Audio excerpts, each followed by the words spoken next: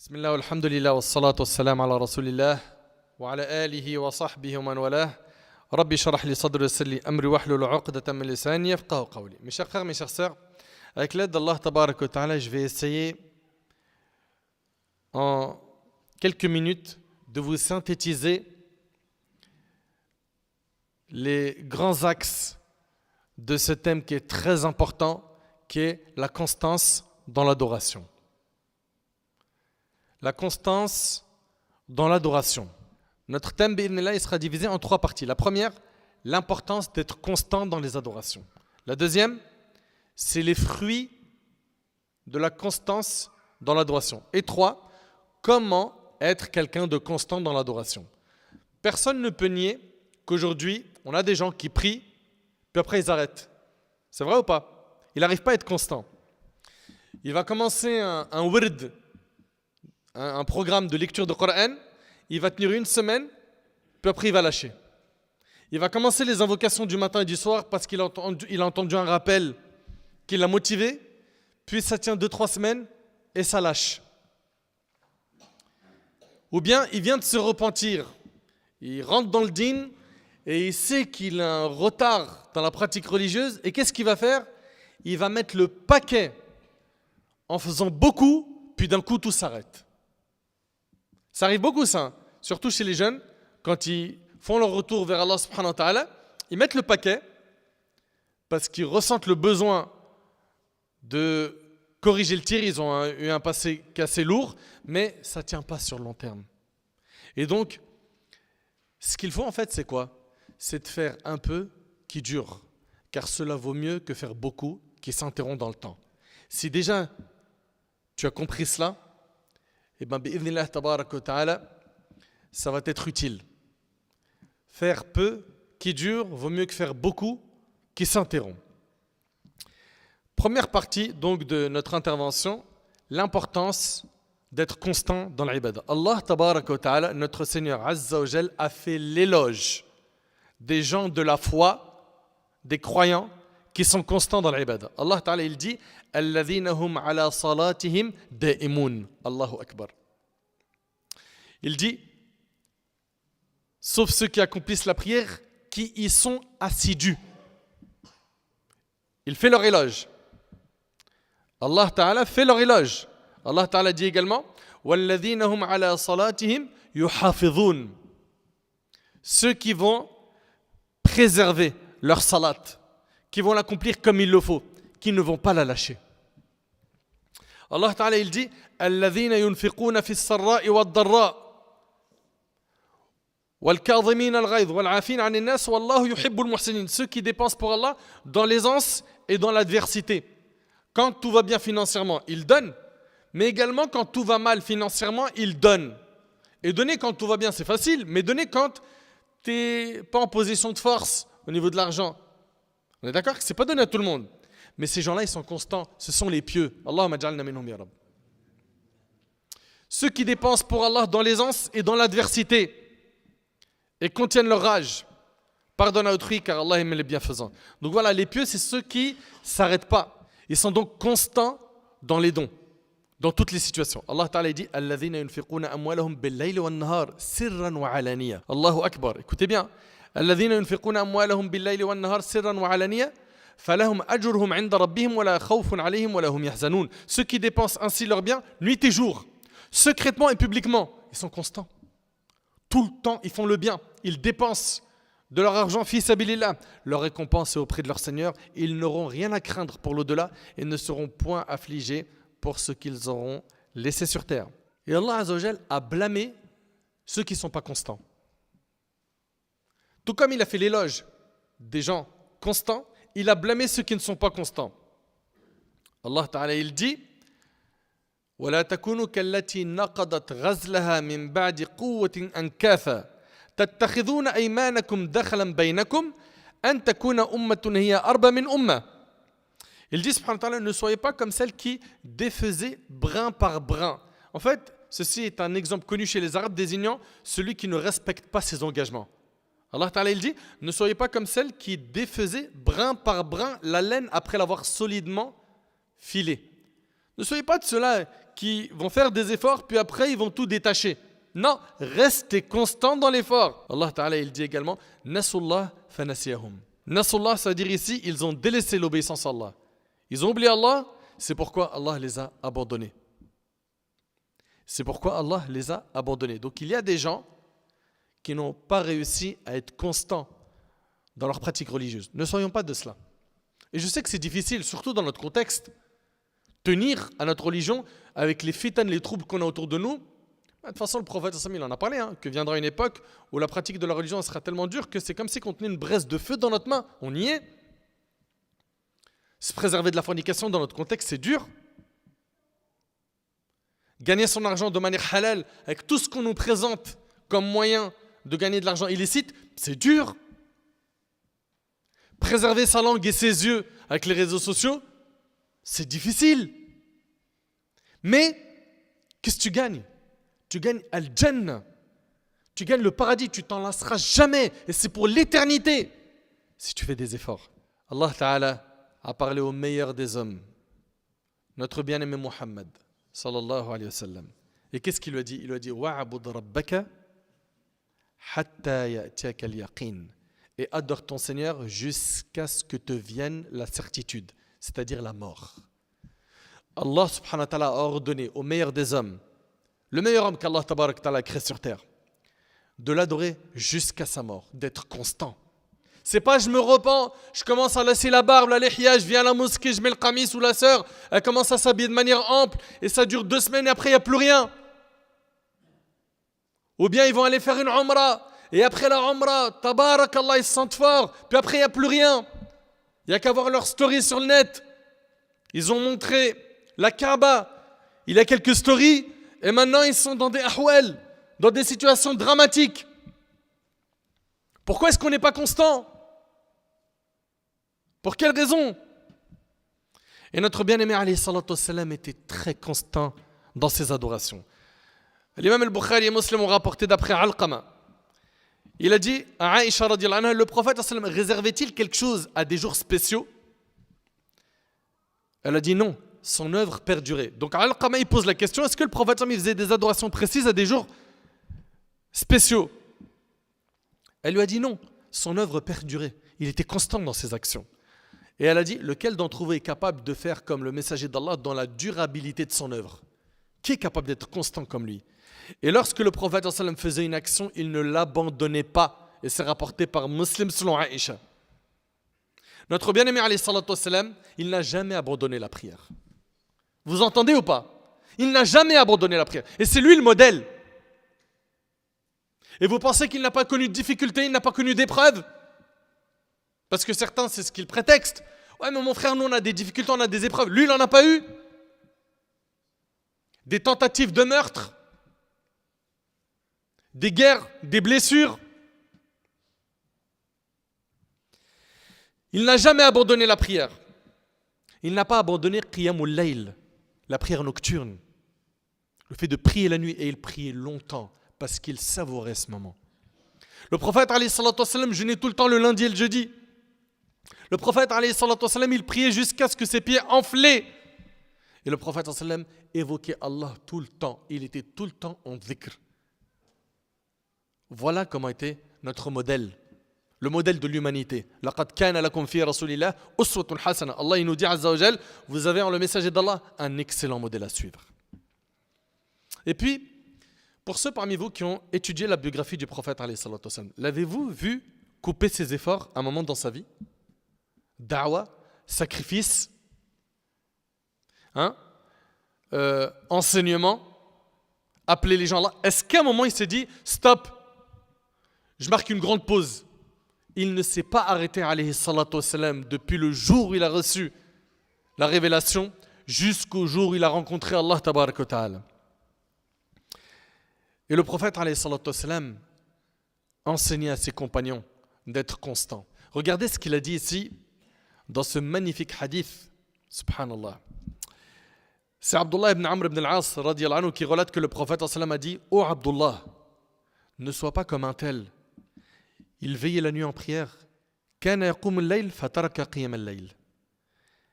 il priait la nuit en prière, puis il a délaissé la prière nocturne. Et c'est rapporté par Bukhari Muslim. Le prophète, il dit aux compagnons, sois pas comme un tel, sois toi constant. Tu as commencé une adoration, tu la lâches plus. Et nous, en fait, dans notre vie, on doit être très ambitieux concernant ce qu'on se fixe comme objectif après la mort. Nous, on veut le Firdaus al-A'la. On veut le plus grand niveau au paradis qu'on peut atteindre, c'est le Firdaus. Ça s'obtient sans effort, les frères. Mes sœurs, ça s'obtient sans effort, ça. D'après Abu Musa al-Ash'ari, le prophète nous dit également, écoutez bien, soyez assidus à ce Coran, car par celui qui détient l'âme de Muhammad en sa main, il s'échappe encore plus vite que le chameau lorsqu'il se détache de ses liens rapportés par Bukhari Muslim. Le prophète il nous demande ici dans ce hadith d'être constant dans le hifz, dans l'apprentissage, dans le fait de réviser le Coran. Pourquoi ? Tu as appris. Demandez à ceux qui ont appris beaucoup dans le Coran. Ceux qui ont appris beaucoup dans le Coran, ils vous diront, tu ne révises pas, ça part. Il avait appris le Baqara, Ali Imran, c'était solide. Il les a négligés un certain temps, il ne les a pas révisés.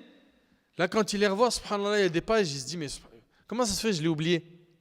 C'est pour ça, le prophète me dit, soyez assidus à ce Coran. Tu as appris, sois constant, sois toujours dans l'effort de réviser. Ok ?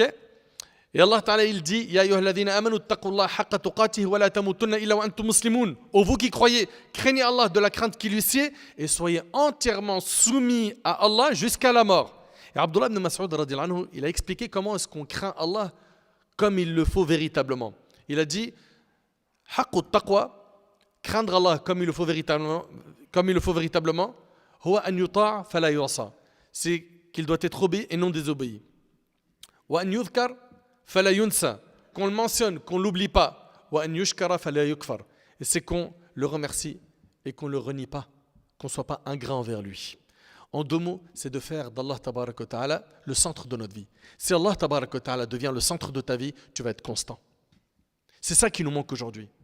C'est que le centre de notre vie aujourd'hui, c'est l'argent. Le centre de notre vie aujourd'hui, ce pourquoi on se bat, c'est la notoriété. C'est de faire de l'ombre à un tel. C'est le matériel.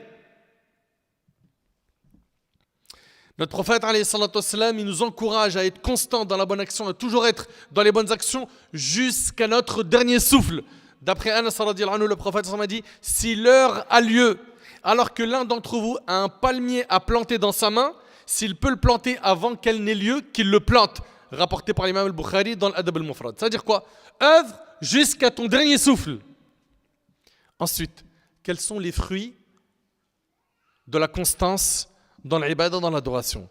Premièrement, toi qui concrétises la constance, tu as fait preuve d'istiqama, de droiture et de sincérité. Quand on est sincère, l'action elle perdure dans le temps. Ce qui a été fait pour Allah, ça dure dans le temps. Et ce qui a été fait pour autre qu'Allah, ça s'interrompt tôt ou tard. Donc le fait que tu sois constant, ça c'est un signe de sincérité. Que tu es droit. Le prophète alayhi salatu wassalam, a dit à un compagnon, dit, je crois en Allah, puis agis en toute rectitude. Qul amantu billah thumma istaqim. Également, le fait d'être constant, c'est une alama min alamat qaboul al-amal. C'est un signe qu'Allah il a accepté ton action. Vous entendez ? Le fait d'être constant, c'est un signe qu'Allah il a accepté ton action. Allah Ta'ala, quand il accepte une action de quelqu'un, il lui accorde la constance. Et parmi les signes qui montrent qu'Allah n'a pas accepté une œuvre, c'est que tu arrêtes de faire des bonnes actions après en avoir fait. Allah Ta'ala dit فَأَمَّا مَنْ أَعْطَى وَاتَّقَى وَصَدَّقَ بِالْحُسْنَى فَسَنُيَسِّرُهُ لِلْيُسْرَى. Celui qui s'acquitte de ce qui lui est imposé, craint Allah et croit en la plus belle récompense, nous lui accorderons, écoutez bien, de cheminer sur la voie la plus aisée. Très bien. Également, le fait d'être constant, c'est un signe qu'Allah t'aime. Selon Aïcha radhiyallahu anha, le prophète alayhi salatu wassalam a dit, faites de bonnes œuvres avec sérieux, sincérité et modération. Et sachez que vos actes ne vous feront pas entrer au paradis et que l'acte le plus aimé auprès d'Allah et le plus constant, cela même s'il est petit, rapporté par le Bukhari. Écoutez bien, l'acte le plus aimé auprès d'Allah est le plus constant, cela même s'il est petit. Subhanallah. Et dans un hadith, le prophète alayhi salatu wassalam, a dit: mon serviteur n'a de cesse de se rapprocher de moi chaque fois qu'il accomplit des œuvres surrogatoires jusqu'à ce que je l'aime. Et c'est rapporté par le Bukhari. Plus tu fais des œuvres surrogatoires, plus tu gagnes l'amour d'Allah. D'où l'importance de la constance. Également, toi qui es constant, tu sais qu'est-ce que tu gagnes? Tu gagnes que si jamais un jour tu es empêché de faire la bonne action dont tu avais l'habitude de faire, parce que tu as dormi et tu n'as pas entendu le réveil, ou pour une autre raison qui est valable, Allah il t'accorde quand même la récompense que tu avais l'habitude d'avoir. Écoute avec moi ce hadith. Abu Darda radhiyallahu anhu, il dit que le prophète a dit: celui qui se couche dans son lit avec l'intention de se lever pour prier durant la nuit. Il avait l'intention de prier Qiyamul Layl. D'accord, il voulait prier quelques prières nocturnes avant le subh. Mais ses yeux ont pris le dessus jusqu'au matin. C'est-à-dire qu'il a dormi, il ne s'est pas réveillé. Il n'a pas entendu le réveil. Eh bien écoutez bien, il lui est inscrit ce qu'il avait l'intention de faire et son sommeil est pour lui une aumône de la part d'Allah. Allahu Akbar. Allah il lui marque toute la récompense des prières nocturnes qu'il avait l'intention de faire. Subhanallah.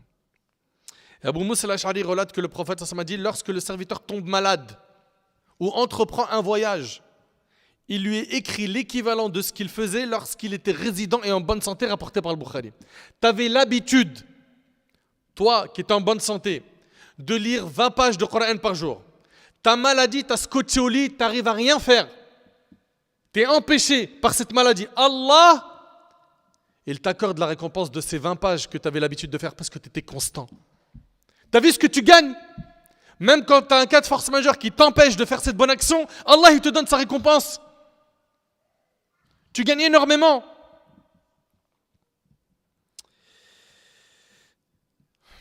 Et surtout, celui qui est constant, eh ben, il aura la bonne annonce au moment de sa mort.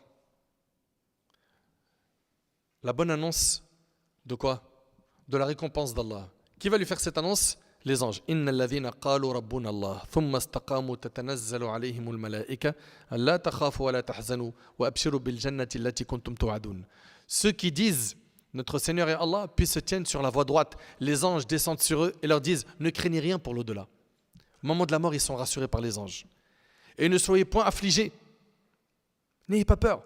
Réjouissez-vous d'entrer au paradis qui vous était promis. Maintenant, concrètement, comment faire pour concrétiser cette constance dans notre vie?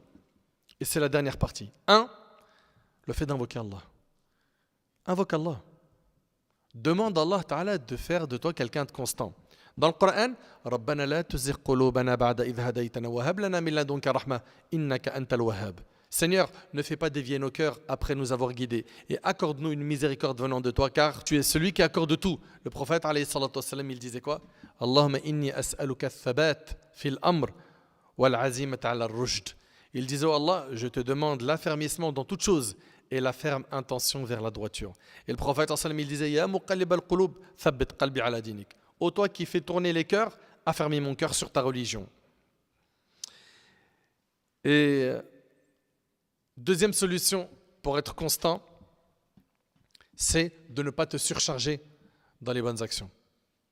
Vous savez, il y a plein de gens, ils se repentent et ils pensent qu'en faisant énormément d'un coup, c'est la solution pour rattraper le passé. Le problème, c'est quoi? C'est qu'il va se surcharger son âme jusqu'à ce qu'il n'en peut plus, il craque, il s'en lasse avec le temps parce qu'il n'arrive pas à assumer ce rythme et il lâche tout. Donc c'est quoi la solution? Fais un peu qui dure, c'est mieux que faire beaucoup qui s'interrompt. Un peu qui dure, c'est mieux que beaucoup qui s'interrompt. Le prophète, il a dit: ne vous surchargez point ainsi. Et c'est un hadith rapporté par Bukhari et Muslim selon Aïcha. Donc se surcharger dans les adorations, qu'est-ce que ça peut faire? Ça peut faire en sorte qu'un jour tu t'en lasses, tu craques, tu lâches tout.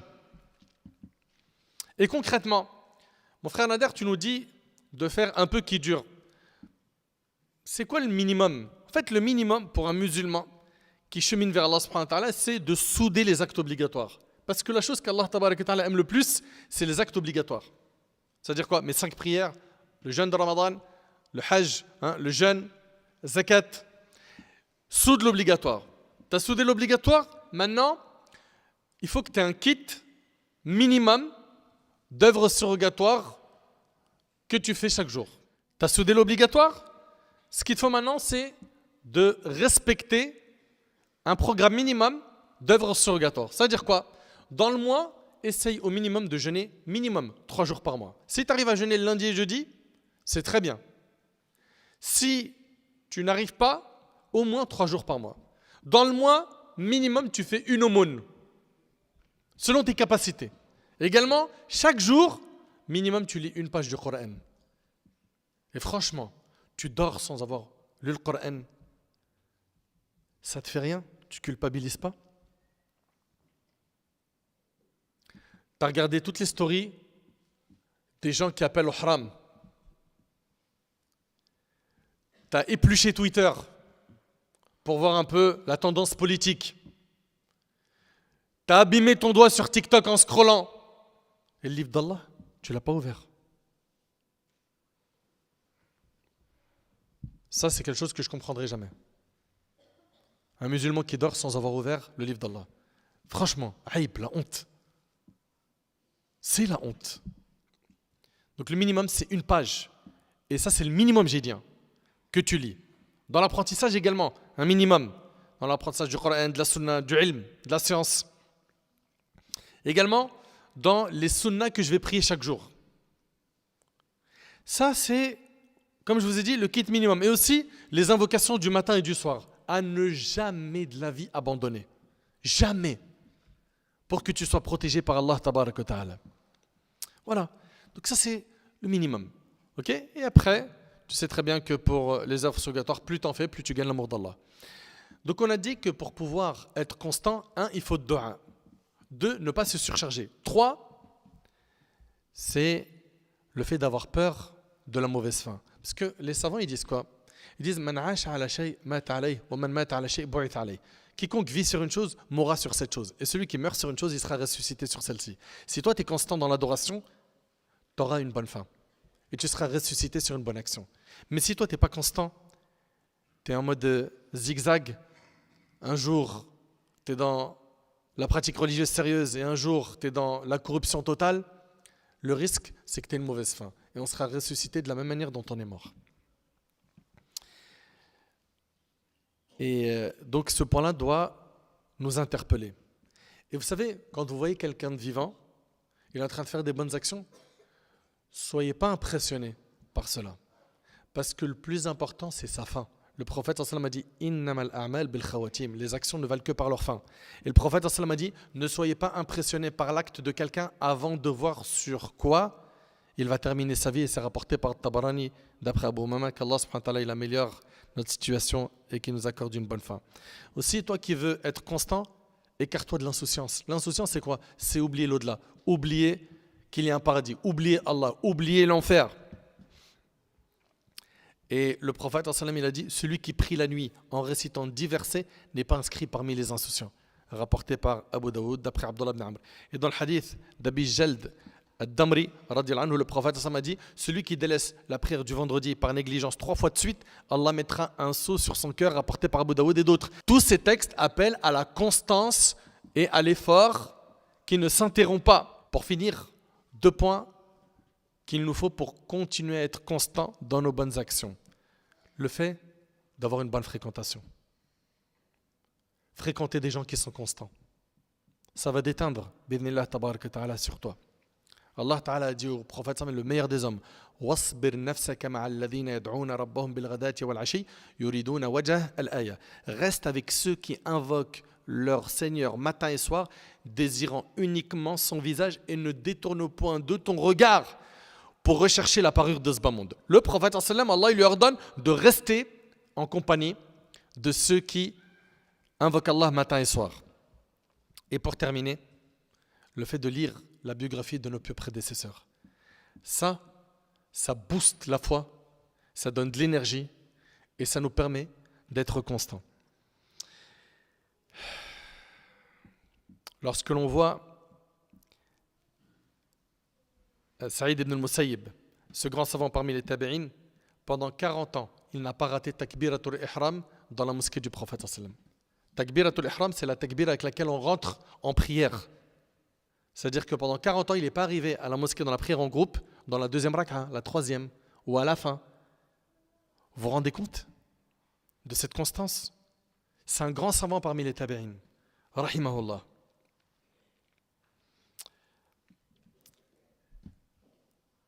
Les histoires sont très très nombreuses. Enfin, ce qu'il nous faut, c'est retenir que pour pouvoir être constant, il va falloir qu'on invoque Allah subhanahu wa ta'ala.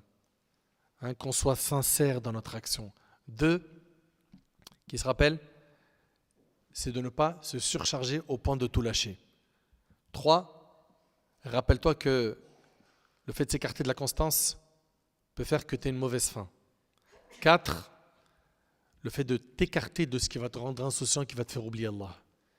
Que ce soit des personnes physiques ou bien virtuelles, ou bien n'importe quoi qui va te faire oublier Allah, il faut que tu t'en écartes.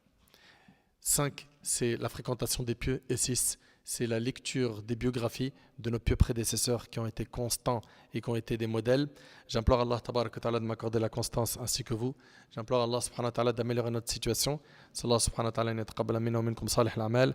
هذا والله أعلم سبحانك اللهم وبحمدك أشهد أن لا إله إلا أنت أستغفرك وأتوب إليك